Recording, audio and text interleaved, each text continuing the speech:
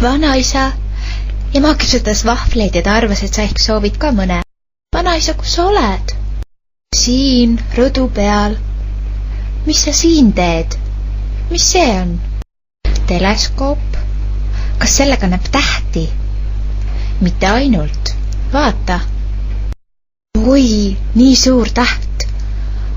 Aga tead, see polegi täht, vaid planeet. Planeet? Mis planeet see on, vanaisa? See on Veenus. Aga seda on paljasilmaga ka näha. On jah, aga tegelikult on Veenus ju päris suur, kas pole? Peaaegu niisama suur kui Maa. Aga kuidas ta niimoodi helendab? Ega ta ise ei kiirga. Ta vaid peegeldab päikeselt tulevat valgust nagu kuugi. Kas sa teleskoobiga päikest ka näed? Kärt, päikese sisse ei tohi otse mitte kunagi vaadata. Ei paljasilma ega ammugi mitte teleskoobiga. See võib silma nägemise ära võtta. Kui suur päike on, vanaisa?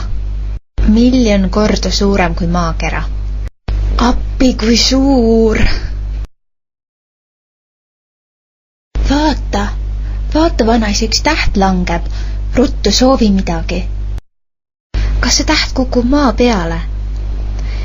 Ei, see pole päriselt täht. Mis see siis on? Kas tulnukas? Ei, see meteoor. Selge ilmaga võib nüüd tunnis mitu tükki näha. Mõned neist, meteoriidid, jõuavad tõepoolest ka maapinnale. Kas nad helenduvad nagu jaaniussikesed? Ei, enamasti on nad tahmased kivid või rauatükid. Kärt, kus sa oled? Oi, ma pean nüüd magama minema.